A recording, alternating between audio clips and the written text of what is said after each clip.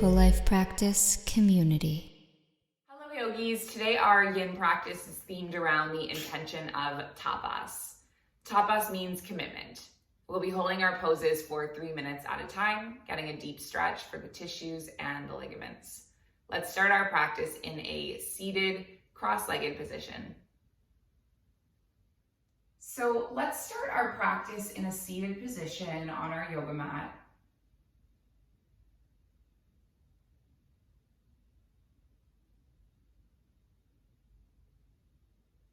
You can gently close your eyes.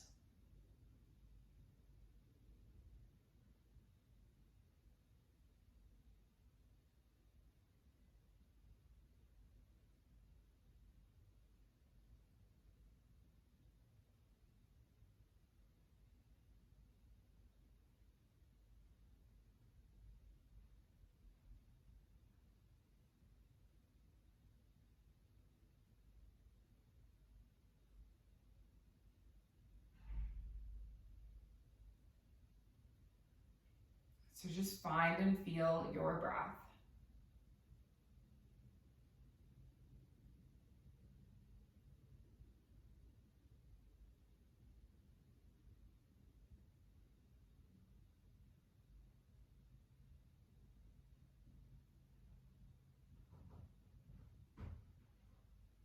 And as you breathe in and out,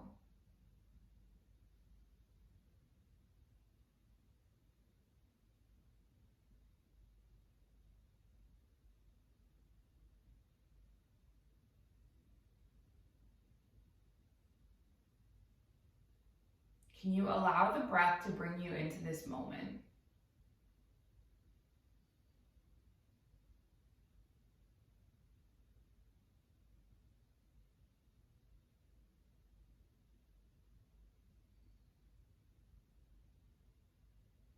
I think we humans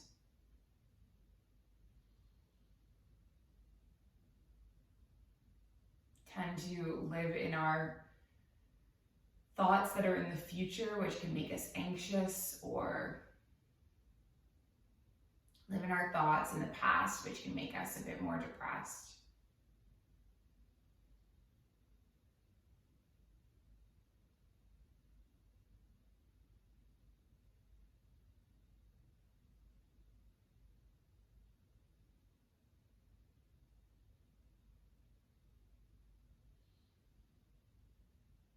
Can we just be with the breath in the now?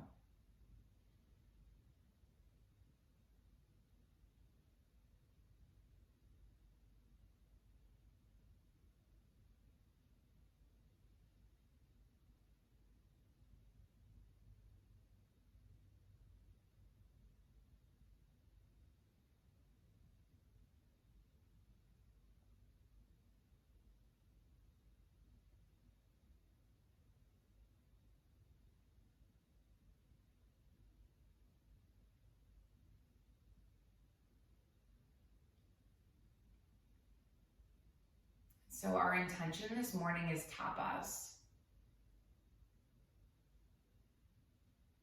And tapas is a niyama from the Yoga Sutra, which translates to zest or zeal or commitment, or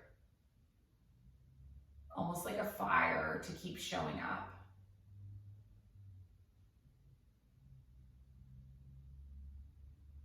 So we cultivate our yoga practice in our good times so that it can carry us through our bad times.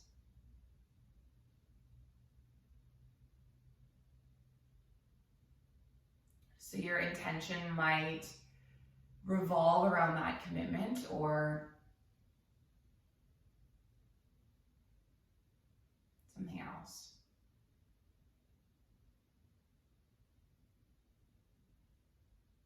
Acknowledging the fact that you showed up, and that is all that matters.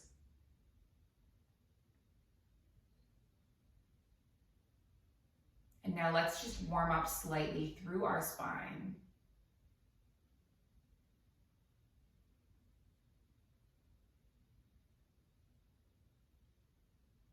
So can you inhale your arms up towards the sky?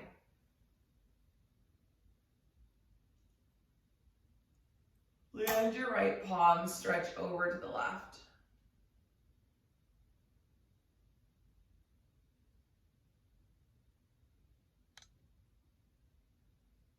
Inhale both arms up. And then stretch over to the right.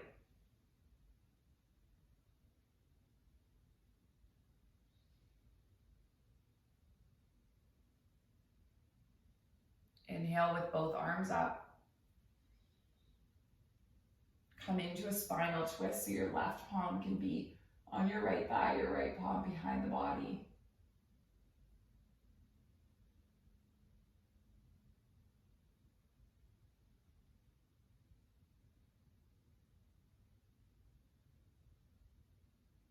And then inhale your arms all the way up.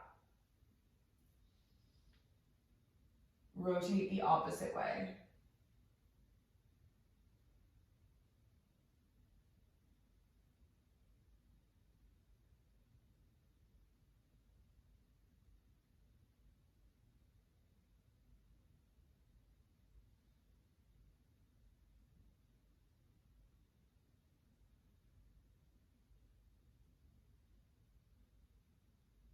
Take your arms all the way up.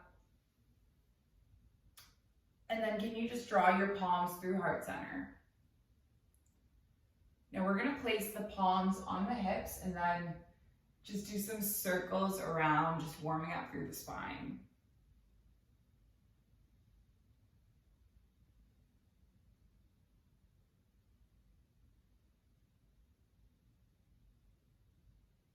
And then just take some circles the opposite way.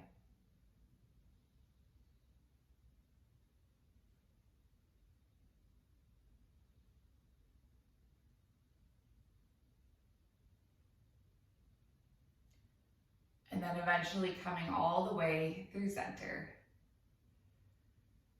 So we're going to do some deep hip opening poses today. And the first pose that we're going to come into is a lizard pose. So you're going to come up onto your hands and knees. And you're going to take a big step forward with your right foot. Having your hands on the inside of your right foot. And now there's different ways that you can take this shape. You can roll onto the outer edge of the right foot, knee going out to the side. Maybe there's space for you to turn your toes out. Perhaps you come onto the elbows, maybe on a block or something to support you.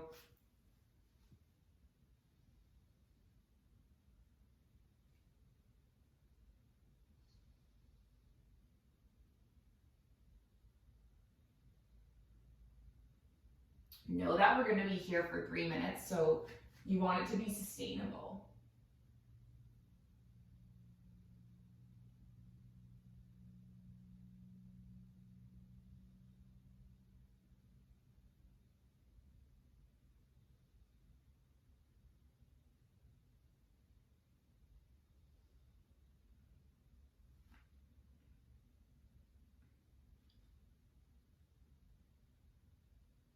So I think it's really easy for us to show up when we're in a good mood, when we feel like yoga.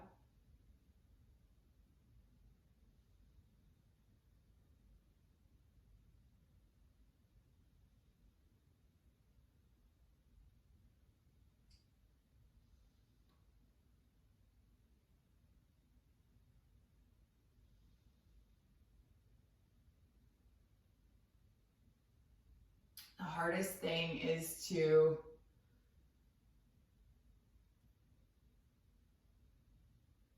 show up when we don't feel like yoga.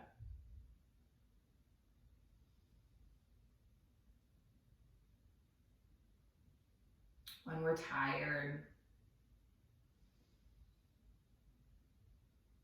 When we're feeling low.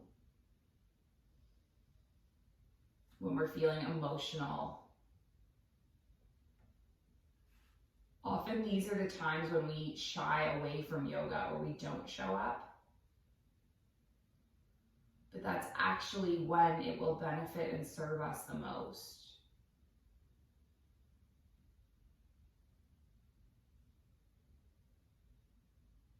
actually when we need it the most.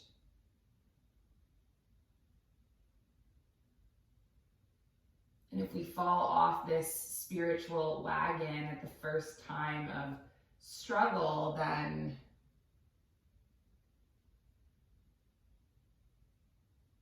what is the value in our practice?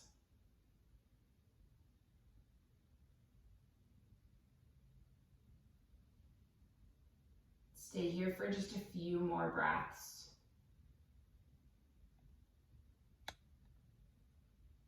And then we're going to step our right foot back.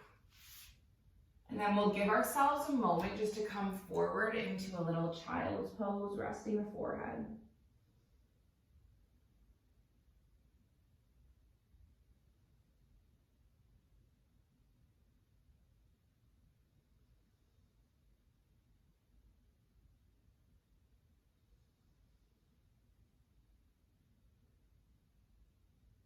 Feel the difference from right side compared to left.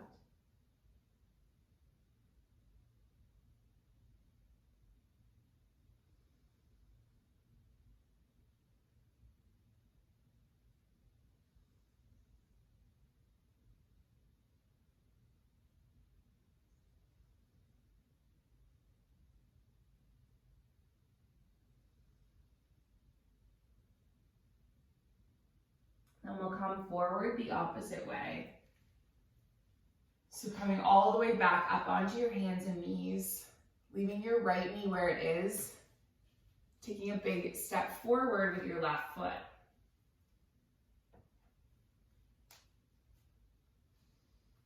And you might rotate the left toes outward, maybe coming onto the left outer edge of the foot, perhaps onto the elbows or on a block. Remind yourself that you're going to be here for 3 minutes.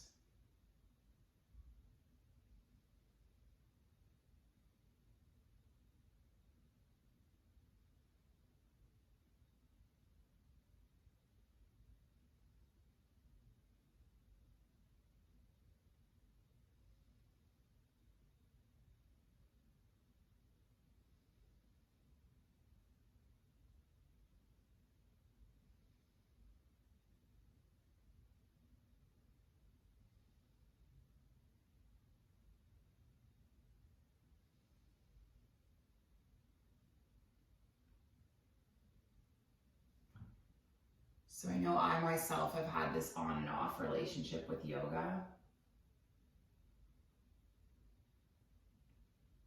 There's just been times in my life where it's been less accessible to me, less available to me.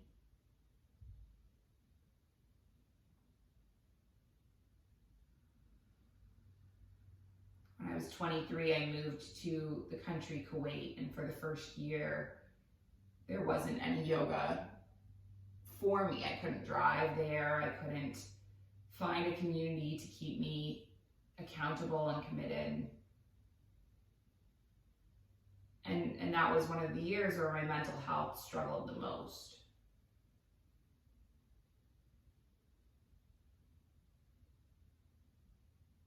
I didn't realize that what I was missing was this practice, and I had been consistent about it when it was easy, when I was living in Canada, and as soon as it got hard, that was when I backed away.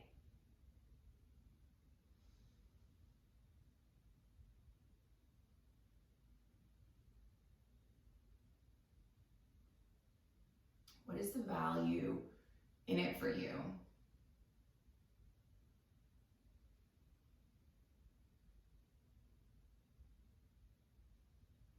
Why is it important that you keep showing up?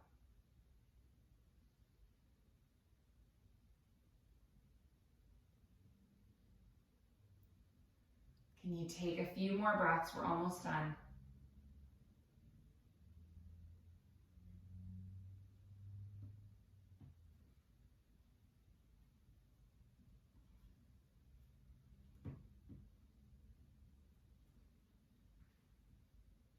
And then just making your way backwards with the left foot.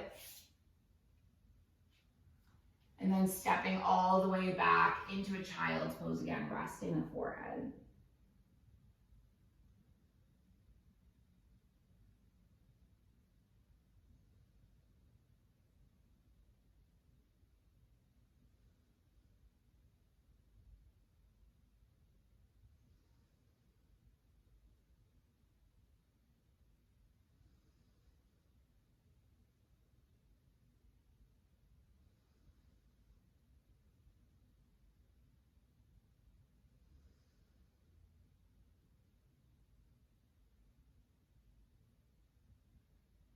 So now we're going to do one more hip opener on each side. And I'm going to give you two options. So the first option that you can take is you might come onto your back if you have any knee issues, if your hips are particularly tight.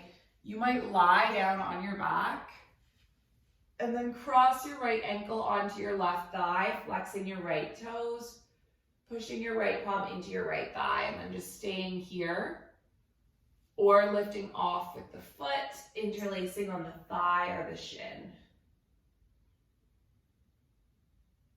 Okay, so that is option one. And then if you do want to come into your full pigeon, you're going to come forward,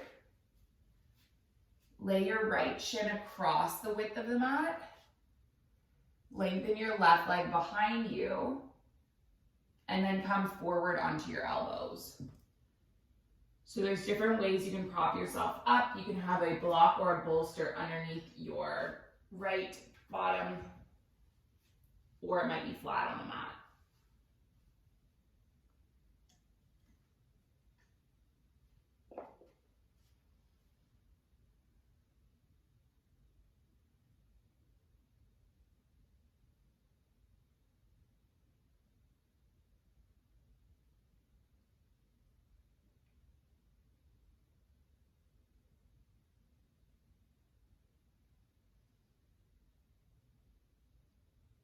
So a lot of these poses that we're doing are really uncomfortable.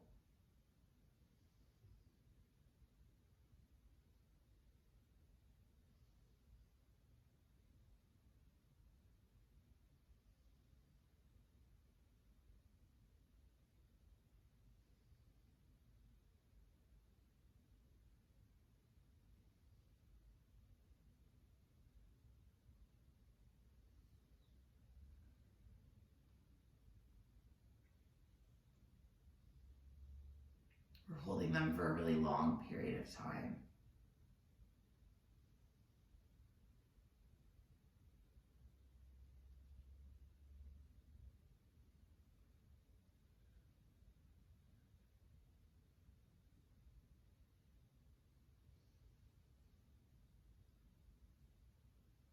And what do you gain from that? What is the point of that?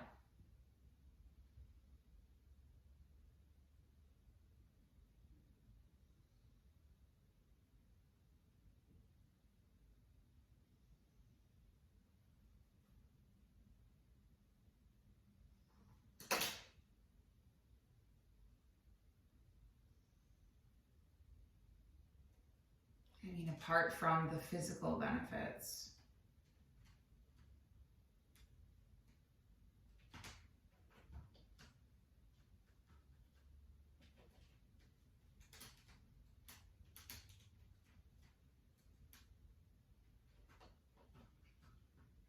We gain resiliency.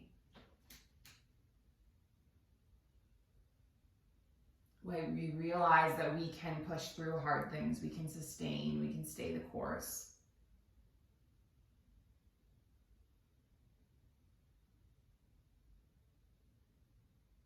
And that gives us resiliency through the rest of our lives.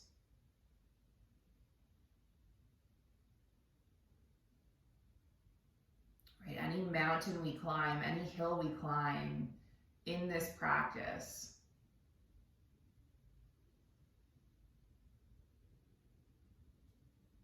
we can climb it outside as well.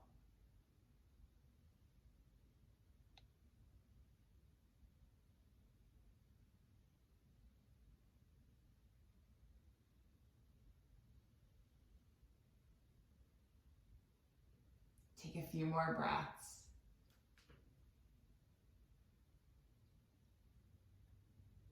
And then let's come back into that child's pose again. That's always our anchor.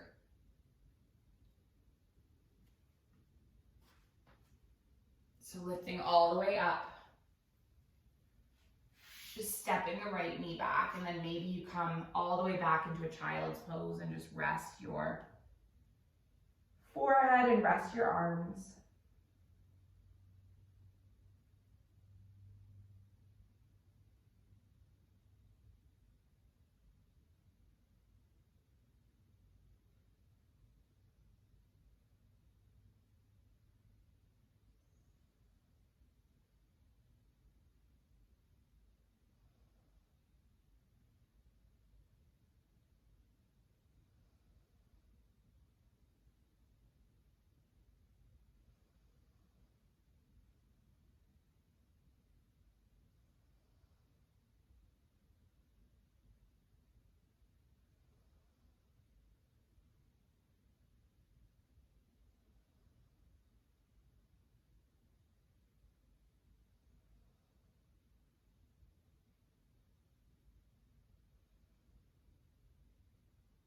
Then let's come forward the opposite way. So if you're on your back, you can come into this variation on your back. And then you might come into this on your front, stepping the left foot forward, leaving the right leg extended behind you. And then just walking your left foot across the width of the mat, wiggling the right knee back, and then just coming forward onto the elbows.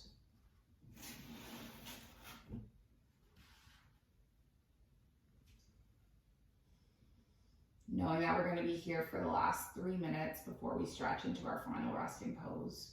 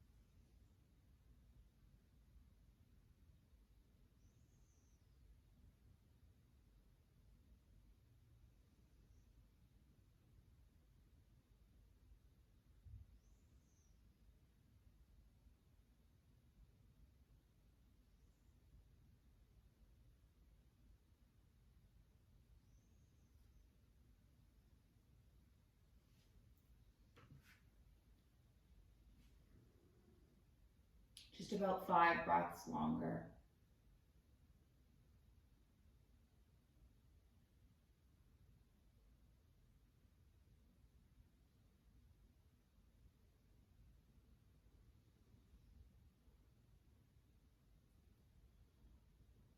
And then we're going to come into our final resting pose. So you can come all the way up. We just have a few minutes to rest, so you can choose. You might come onto your back body, legs extended. Maybe you bring your feet together, your knees knock wide.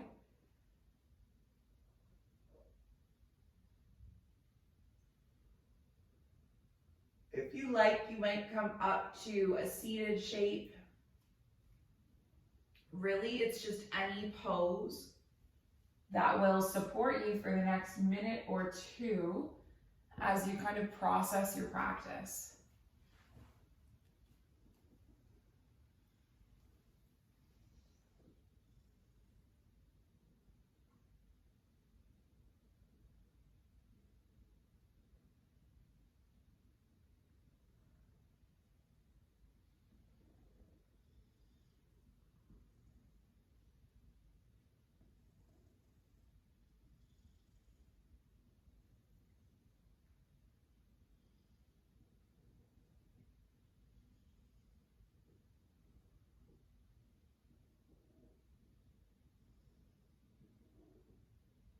know that I'll bring you back in a moment when the time is up.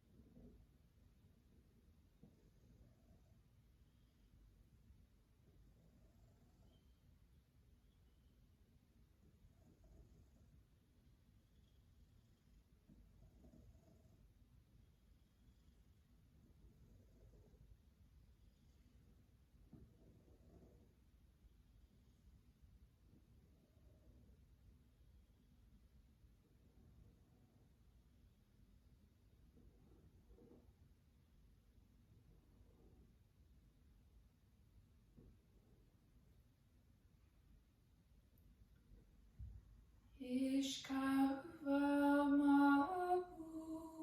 Lela, Ishkavamabu Lela, Ishkavamabu Lela, Ishkavamabu Lela. Give your fingers and your toes a little wake up wiggle. Running a nice long stretch, fingers to toes. Take your knees into your chest, give your body a sweet little hug. And then just gently make your way up to a seated shape with your hands at the heart center.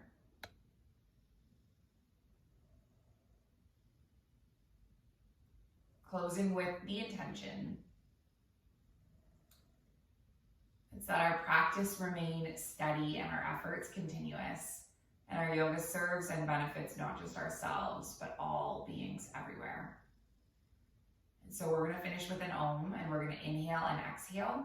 Inhale through to make the Om. So taking a breath in, breath out, breath in,